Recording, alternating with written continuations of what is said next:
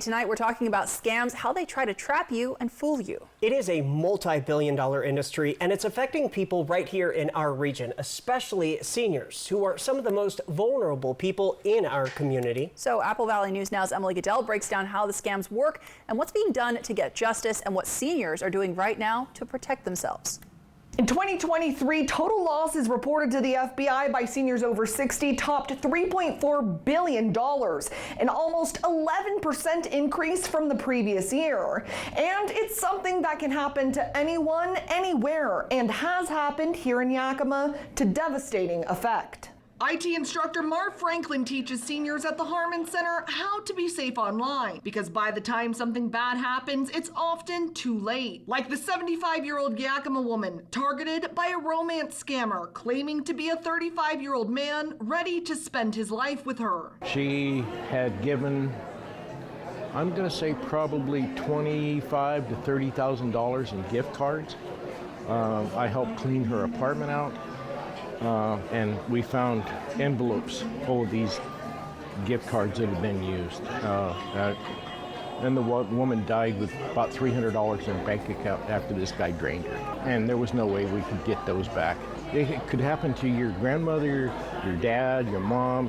You don't even have to be elderly for people to have this happen to you. FBI Seattle Special Agent Ethan Vise says the number of scams and financial damage has gone up in recent years, but the tales scammers tell are mostly the same. They're still lying to you about, being the heir of a long-lost prince in a foreign country, and there's a chest of money waiting for you, so send us some money. The legend is still the same, right? It's just the technology that they use to prop up their legend and make it sound more believable has changed. He says scammers prey heavily on seniors because they're more vulnerable to their attacks. They may be experiencing dementia or a loss of cognitive ability, what does make them more susceptible to these types of scams. Retirees often have more time to spend online, giving scammers more opportunities to get to them. And they may have comfortable retirement accounts. Right, so I've talked to elderly folks in their 70s who now have to contemplate going back to work because of what these fraudsters did. This is supposed to be the golden age of their lives. They've worked their entire lives, and the fraudsters just swoop in and they take away those golden years from these people, and it's despicable.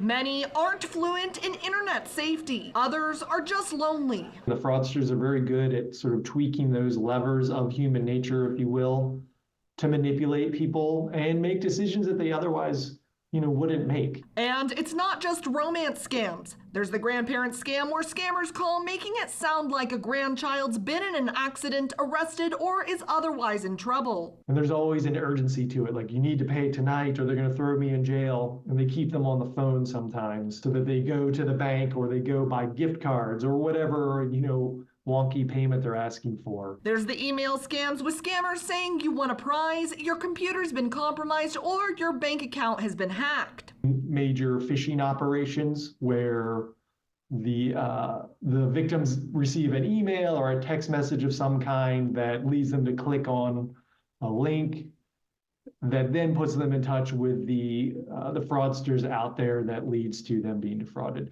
He says there's been a huge rise in investment fraud linked to romance scams where their alleged partner claims to be an investment expert. So they say, oh, you can make millions of dollars if you just give me $2,000 and we'll invest it in cryptocurrency and you'll make $20,000 in a month, right? And so they sort of get people on the hook with a little bit of money and then they ask for even more money. But it's all smoke and mirrors. They're not actually investing in anything. They're literally just taking the victim's money. When seniors call the Yakima County Sheriff's Office, it's usually about someone impersonating a law enforcement officer. The police department, sheriff's office, U.S. Marshals, any place like that you have a warrant and you also need to pay your warrant or they're going to arrest you. There's IRS scams. Pretending to be an IRS agent and wants you to pay your IRS bill through gift cards, which is, of course, never going to happen. There's also donation scams. There's plenty of people out there who say, I'm from so-and-so and I want donations for,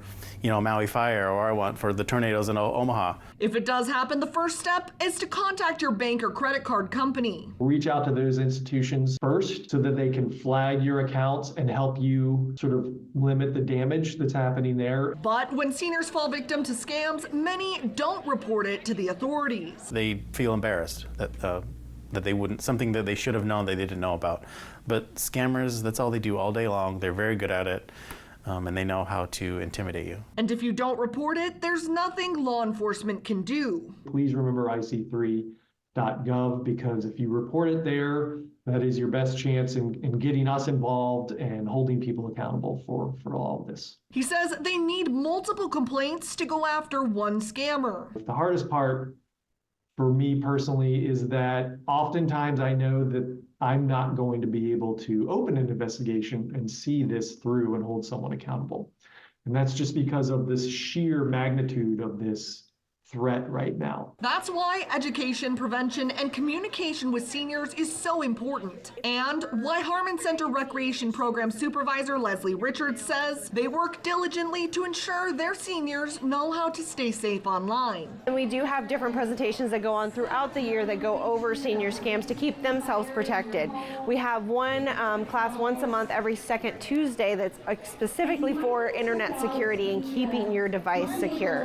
And an open computer lab staffed by volunteers. Monday, Wednesday, Thursday, and Friday from 9 to 12, and you can come in and ask questions and get help with your devices. But there are some basic do's and don'ts. Don't use your debit card online. I prefer to use credit cards online just because if that gets compromised, that's not my life savings or my checking account that's exposed and at risk. Do create plans to protect the elderly people in your life. Like have somebody have a power of attorney over their financial affairs so that you can just monitor that activity. Don't trust emails or phone calls about your bank account. Go to your financial institutions and verify that these things are actually happening. Because that is really, that's your best protection. Do save phone numbers for important places like the bank. So when you get an email from someone and it doesn't seem right, you have a phone number handy where you know that's a trusted source and you can reach out to them.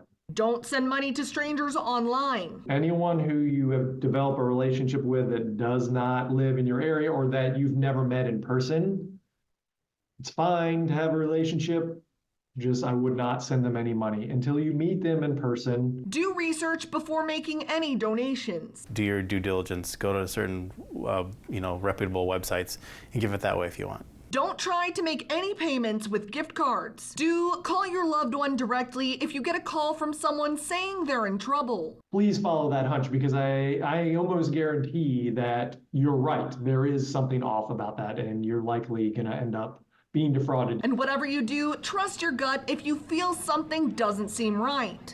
We have a list of all of those do's and don'ts and more resources for seniors and their loved ones on our website, applevalleyNewsNow.com.